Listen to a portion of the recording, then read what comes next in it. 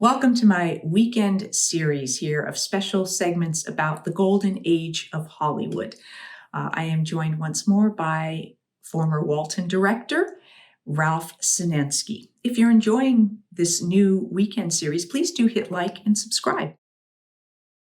As a director, I have a couple of questions specific to directing. One being in what ways do you approach differently doing a drama or a comedy? Because you did a lot of light comedies as well, like The Partridge Family and Nanny and the Professor and things like that. So stylistically, as an actor, you approach differently at different aspects. So what did you do as a director I didn't do anything differently. Okay. Whatever you're doing, drama or comedy, you're playing for the reality at the moment. And especially in comedy.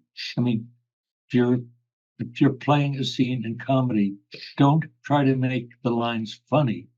Play the situation real and find the comedy in the scene itself. And I had a comment left on one of my the Partridge of a Pear Tree. A comment was left commending, they really liked it, and it was not the best with the Partridge one. I mean, it was one of the best, and he was commenting on that fact that he saw that it was no different. And my story then goes back to when I was, I don't know whether I was the secretary still or whether I was the production manager, but either way, I worked on just every other production. I was involved in every other production because you couldn't be doing the show that was in its state in its filming stage, and also the show preparing for the day. And they did a production of The Male Animal. I think Henry Fonda was in the cast, and Lenny Horne, who was one of the associate directors, and he was in the office the next morning. And Playhouse 90, it was almost like a Broadway opening because there were reviews in papers across the country the day after. And it was, those productions were greeted like major dramatic productions. And he said, "What did you think of the show last night?" I said, "I didn't like it." He said, "Why?" I said, well, it wasn't real."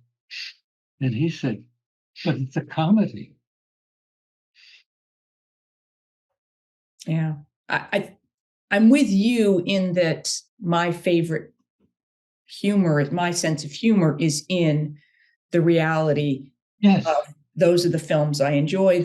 I don't really typically enjoy sitcoms because nowadays I just feel like they are unrealistic and I can't relate to them. Absolutely. But I'm wondering, because I've heard other actors that I've talked to about approaching comedy or drama, and the same thing about looking for the reality in it.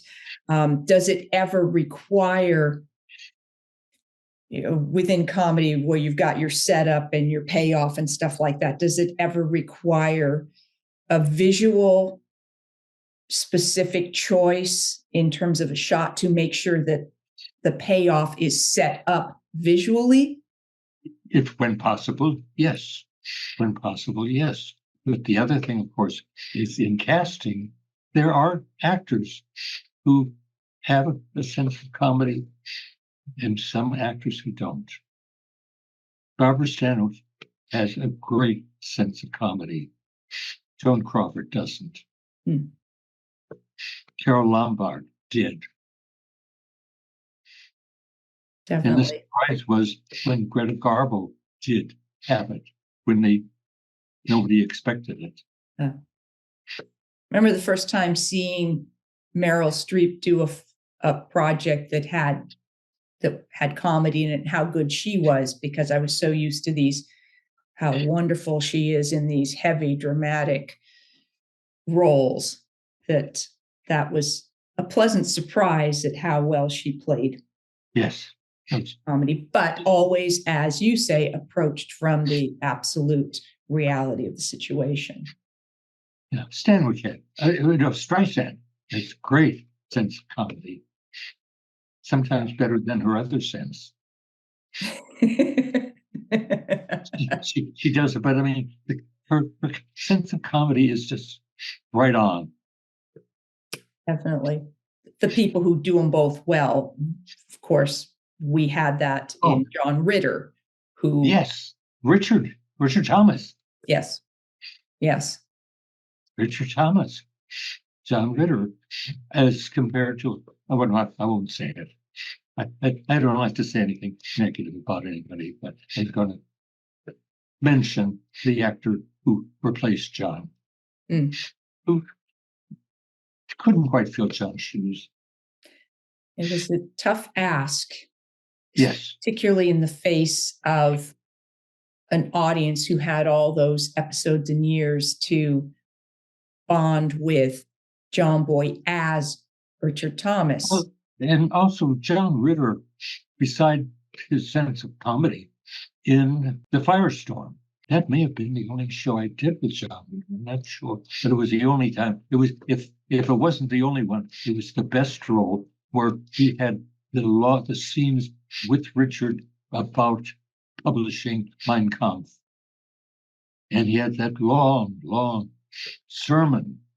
It's beautiful, just beautiful. And again, it wasn't going through several times. We'll do this you just set, roll, do it. That's what you did with actors like John and Richard. You set up and gave them just staged the scene for them. And when the scene worked and they were prepared, they just did it. As did you kids. I have another funny Walton story. Please. And this touches on another topic that I'd like to deal with. I mean, I've said that Hollywood was just a pool of great character people to cast. And actually, thinking back, it was more than a pool, it was an ocean. I mean, there were just so many of these great talented performers who, great performers who hadn't really made it into big stardom. And one of them was a lady in the Cradle, Mrs. Breckenridge, Adrienne Marden. You know who I'm talking? And I think that was her first time on the show, and she was a close friend. And I can get into that because she had a great impact on my life. But Adrienne had a great story that she told me. Adrienne was from Ohio in her early 20s. She was born in 1909. When she was in when she was born in 1909, in the early 30s, the Depression, and her family, they just were having problems, and Adrienne at that point was aspiring. I think she had been at one of the colleges in a theater program because she was set to become an actress, and so her family decided that they would be moving to California. So they moved out there, and her father got work, was trying to find work, and her mother remembered she had a friend years before who had left where they lived in Ohio and moved out to Hollywood. And he had become a talent agent. And she thought maybe if they could contact him, maybe Adrienne could get a job just at that point to help out. And so they looked up his number, got it, made an appointment for Adrienne. I guess she took the red car and got into downtown Hollywood to his office. went up into his office. He was on the telephone, and she came in and stood in front of him, but he was on the phone, and he just motioned to her that he'd be with her in a second.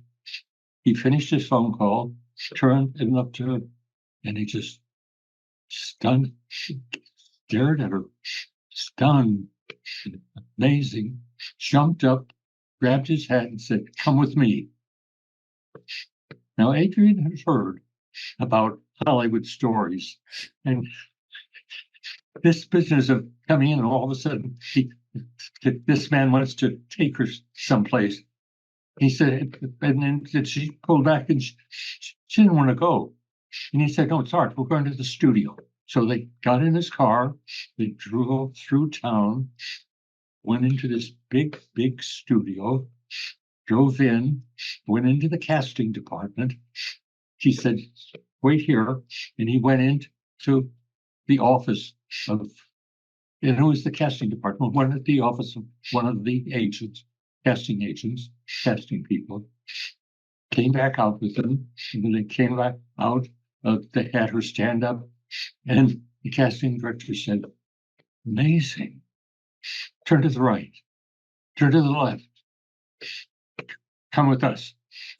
So again, they took her off to another office, sat her down. They went in to see one of the casting directors further up the line. He came out, she stood up. He said, "Amazing. Turn to the left, turn to the right, come with us." So they went again to a third office, sat her down. They went in, came out with a third casting director further up in the echelon. He did the same thing, stand up, amazing, turn, but come with us. Come with us. We're going to go make a film test. She said, "No." She said, "I'm hungry." So they got her a sandwich. Took her down, did a film test, and she ended up, after the film test, she was cast as one of the Tsarina's daughters in Rasputin, the only Metro film, the only film that starred all three Barrymores. Wow. And so this, at that time, was 1932. So she was, in her early 20s. And so, a bit down the line, all of a sudden, she's on this huge, and Metro had huge, elegant sets with hundreds of extras, all in gowns and makeup, and as was she, just this young gal, just staring around. Here I am filming, because she was going to be one of the Tsarina's daughters, and this set is a buzz. They're waiting, and all of a sudden it's silent, because at the far end of the studio, the three Barrymores enter: Ethel, Lionel, and John. Ethel ahead with John and Lionel behind her, and they start coming into the set.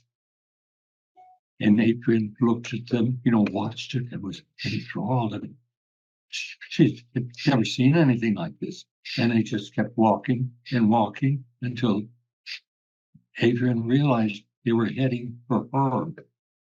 And they came up, and Miss Barrymore stood in front of Adrian, probably towered over her a little bit, Lionel and John behind her, and looked at her and said, "It's true. You look exactly as I looked when I was your age." And she turned around and said, "Come, Lionel," and stormed off. And John watched them go, turned back to Adrian, came over and leaned in and said, "It is true. You do look like she looked, except you're a hell of a lot better looking." That was Adrian's first film job. Thank goodness she had the talent to back it up, and it wasn't all Yes. just a fluke look and a one-off. Well, and there was more. There was more. I mean, in that she didn't have much to. She was decorative in the show. Marina Sullivan played one of the other Tsarinas, and and so they were there as as part of the whatever the setup was. The one time when Adrienne had a line, when her character had a line, was when they were in the jail cell, and the people were coming for the Tsarina, and the Tsarina was clasping Adrienne, who was terrified. And Adrienne had a line, and she said, Miss Barrymore took her hand and pushed her head into her bosom on her two-shot, pushed her head into her bosom, so she couldn't say her line, but the shot wouldn't reveal these two faces. Oh. She wasn't going to allow this young, beautiful face to be there with the way she looked then. So it's just a little note for viewers of the Waltons.